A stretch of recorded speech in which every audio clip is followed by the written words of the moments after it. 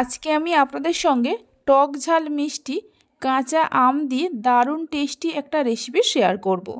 এইভাবে বানিয়ে নিয়ে অনেক দিন পর্যন্ত রেখে দিতে পারবেন। বানানো খুবই সহজ, যে কেউ বানিয়ে নিতে পারবেন। এখন বাজারে প্রচুর পরিমাণে কাঁচা আম পাওয়া যাচ্ছে, তাই আমের এই রেসিপিটা বেশি করে বানিয়ে নিয়ে রেখে দিতে পারেন। নমস্কার বন্ধুরা, রূপাস কিচেনে সবাইকে স্বাগতম। তাহলে চলুন দেখে নেওয়া যাক। শুরু থেকে শেষ পর্যন্ত দেখার জন্য আপনাদের কাছে অনুরোধ রইল। এখানে আমি 500 আম নিয়ে ভালো করে ধুয়ে খোসা ছাড়িয়ে নিয়ে বীজটা ফেলে দিয়ে এই রকম ছোট ছোট করে কেটে নিয়েছি। এবার এই আমগুলো একটা মিক্সির জারের মধ্যে ঢেলে নেব। অল্প করে জল দিয়ে ভালো করে পেস্ট করে নিতে হবে। আমগুলো ভালো করে পেস্ট করে নেওয়ার পর একটা কড়ার মধ্যে ঢেলে নেব। আমের পেস্টটা কড়ার মধ্যে ঢেলে নেওয়ার পর দিয়ে দেব 1 বাটি চিনি। এখানে প্রায় 300 গ্রামের মতো চিনি আছে। চিনিটা চাইলে আপনারা কম বেশি করে দিতে পারেন। হাফ চামচের মতো বিট লবণ দিয়ে দেব, স্বাদ মতো নুন দেব, হাফ চামচ গোলমরিচ গুঁড়ো দিয়ে দেব, হাফ চামচ চাট মশলা দিয়ে দেব, 1 প্যাকেট জলজিরা দিয়ে দেব। 500 আমের জন্য এখানে আমি 300 চিনি দিয়েছি। আম কতটা টক তার উপরে মিষ্টিটা নির্ভর করে। নুন ঝাল টক মিষ্টিটা আপনারা নিজেদের প্রয়োজন মতো দিতে পারেন। সব কিছুকে ভালো করে মিশিয়ে নিয়ে মিডিয়াম ফ্লেমে কিছুক্ষণ জাল দিয়ে নেব। কাঁচা আম দিয়ে রেসিপিটা বানাচ্ছি, তাই 2-3 ফোঁটার মতো গ্রিন ফুড কালার দিয়ে দেব। ফুড কালারটা সম্পূর্ণভাবে অপশনাল, আপনারা চাইলে দিতেও পারেন আবার নাও পারেন। মিডিয়াম ফ্লেমে 5-6 মিনিটের মতো জাল দিয়ে নিয়েছিলাম। দেখুন মিশ্রণটা ধীরে ধীরে ঘন হতে শুরু করেছে। আরও কিছুক্ষণ এইভাবে নাড়তে নাড়তে জাল দিয়ে নেব। আরও 7-8 মিনিটের মতো জাল দিয়ে নিয়েছিলাম। দেখুন মিশ্রণটা আগের থেকেই অনেকটা ঘন হয়ে গেছে। এই সময় ফ্লেমটা লো টু মিডিয়ামে করে আরও কিছুক্ষণ নাড়তে নাড়তে মিশ্রণটাকে আরও একটু ঘন করে নেব। মিশ্রণটা জাল দেওয়ার সময় এইভাবে ক্রমাগত নাড়তে হবে, তা না হলে তলায় লেগে যেতে পারে।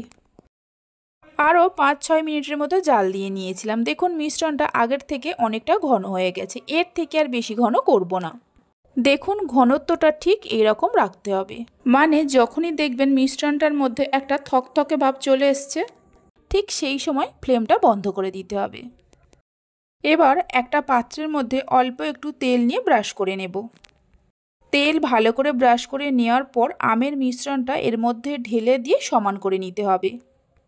এইভাবে একবার কাঁচা আমের টক ঝাল মিষ্টি মুখরোচক রেসিপিটা বানিয়ে দেখতে পারেন। বাড়িতে বানালে খেয়ে কেমন লাগলো অবশ্যই আমাকে কমেন্ট করে জানাবেন। এইভাবে সমান করে নেওয়ার পর রোদে দিয়ে শুকনো করে নেব। 3 দিন রোদে দিয়ে শুকনো করে নিয়েছিলাম। আমার 3 দিন সময় লেগেছিল, তবে আপনাদের 4 দিনও লাগতে পারে, আবার 2 দিনও লাগতে পারে, রোদের ওপরে নির্ভর করে। একটা ছুরি দিয়ে গোল করে একটু এইভাবে ঘুরিয়ে নিলে ডিমোল্ড করতে সুবিধা হয়। আমের এই ক্যান্ডিগুলো খেতে এতটাই ভালো হয় যে একবার না বানিয়ে খেলে বুঝতে পারবেন না। দেখুন কত সুন্দর হয়েছে। এবার একটা ছুরি দিয়ে প্রথমে লম্বা করে কেটে নেব, তারপর লম্বা অংশগুলোকে ছোট ছোট করে কেটে নেব। আপনারা নিজেদের পছন্দ মতো যেভাবে খুশি কেটে নিতে পারেন। রেসিপি ভালো লেগে থাকলে অবশ্যই একটা লাইক করবেন, বন্ধুদের সঙ্গে শেয়ার করবেন। ভালো লাগলে চ্যানেলটি সাবস্ক্রাইব করে পাশে থাকা বেল আইকনটি প্রেস করবেন নতুন রেসিপির আপডেট পাওয়ার জন্য। দেখুন ক্যান্ডিগুলো কত সুন্দর হয়েছে। এবার এই ক্যান্ডিগুলোকে চিনির গুঁড়োর মধ্যে কোট করে নেব। তাই একটা মিক্সির জারের মধ্যে কিছুটা পরিমাণ চিনি দিয়ে চিনিগুলোকে ভালো করে গুঁড়ো করে নিতে হবে। আপনারা চাইলে এই চিনির গুঁড়োর মধ্যে নাও কোট করতে পারেন। চিনি গুঁড়ো করে নেওয়ার পর একটা মিক্সিং বোলের মধ্যে ঢেলে নেব। এবার আমের ক্যান্ডিগুলো এই চিনির গুঁড়োর মধ্যে দিয়ে ভালো করে কোট করে নিতে হবে। এগুলো যে কোনো এয়ারটাইট কন্টেনারের মধ্যে ভরে 2 থেকে 3 মাস রেখে দিতে পারবেন। তাহলে চলুন ভিডিওটা আমি এখানেই শেষ করছি। আপনারা সবাই ভালো থাকবেন, সুস্থ থাকবেন। ধন্যবাদ।